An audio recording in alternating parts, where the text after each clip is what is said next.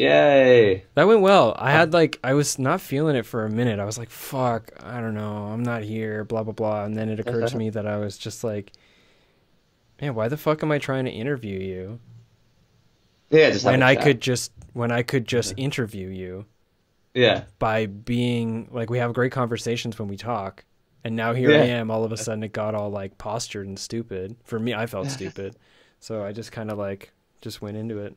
I think it was much I'm trying to change that. I'm changing my approach with podcasting as well. It's like, I don't know, I'm trying to have a balance of having a structured interview, but also having a laid back conversation kind of thing. Yeah.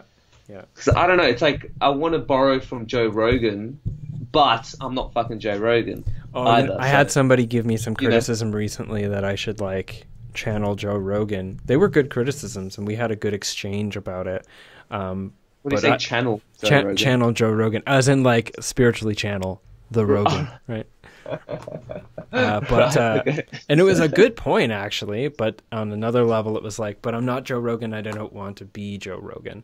Yeah, exactly. Although he obviously, what he does works. That's pretty abundantly He's a master clear. Conversationalist, yeah. But sometimes it's too laid back and goes on too many tangents. That's fine, yeah. So again, it's just finding the balance of like just being laid back, having a normal conversation, but having, a bit of a basic structure on where you want to go with it.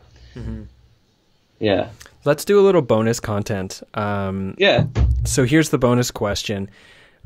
In your opinion, as somebody who's, really investing themselves into a sort of what's happening with YouTube and what's happening with the YouTube culture around the content you produce, which, as this whole interview explored, is very interrelated with psychedelic culture. Have you noticed any culture, like the YouTube culture around psychedelics, anything that's raising some red flags for you? Things that you're considering?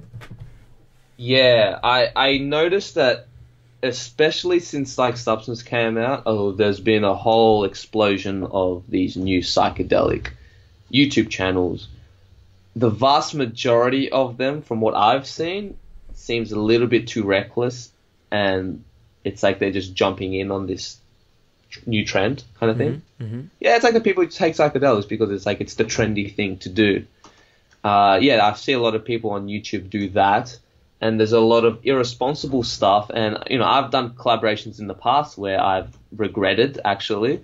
And I've had to remove some videos from my channel just because I didn't want to get associated. Not that I think or they're a bad person or that, or anything like that. It was more... It's just some people, for example... Here's one example. You'll have a lot of these people on YouTube who will just record themselves smoking DMT. Mm-hmm. But that's I've it. recorded myself smoking DMT. Yeah. I didn't put it on YouTube though. Okay. It was boring as hell anyways. It was just me sitting there. I smoked it. I laid there for a little while. I pet my cat really like mythically or like majestically, like wow. Right. And then I was like, okay, and then I turned off the video. It's like the most boring thing for somebody to watch. No, but it's not even that. It's not even recording yourself that I had a problem. It was the people who just no disclaimers, no educational premise. It's like that's it. Like that's the whole video, just them smoking DMT. Mm-hmm. And it's like I don't think it puts people in the psychedelic realm in a good light, especially if the wrong people see that kind of stuff. And I think there are a lot of young kids who are doing it and recording themselves taking these potent psychedelics and then them going out in public and shit like that. Like if you want to do that, all right, whatever, it's your life, but maybe not glamorize it on YouTube. Right. Well, at least it's not eating Tide Pods. Yeah, true. But yeah, that is definitely something. Definitely something to be concerned about. It doesn't act. I think a lot of these young people are not educated on how rich and deep the psychedelic culture actually is. There's whole trivialization going on. Sure. Trivialize. It's too early for me. It's all right. That word. Yeah, the T word. I haven't seen you drink any mate throughout the entire interview. I'm very surprised. No, I had green tea there. I had green tea just before I started. I think mate would get me too jittery. Sure. So any did you want to finish that thought? Now we're getting into really relaxed conversational mode. Do you want to finish that thought, or do you have any other red flags that are coming up for you around YouTube psychedelic culture? Yeah, it's just the whole trivialization. I can't say it now. That word. Making trivial. Yeah, I know. Just people treating it like it's just this, I don't know, just this other drug, and they just smoke it or just take these substances on video because they're following trends, and they don't show disclaimers, and they're overly biased, and they're just spreading misinformation.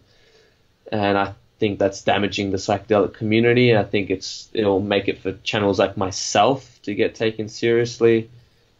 And I think that there are only a very few select people, including yourself, who are actually doing it right and who I respect. Thank you. Within the whole YouTube psychedelic culture.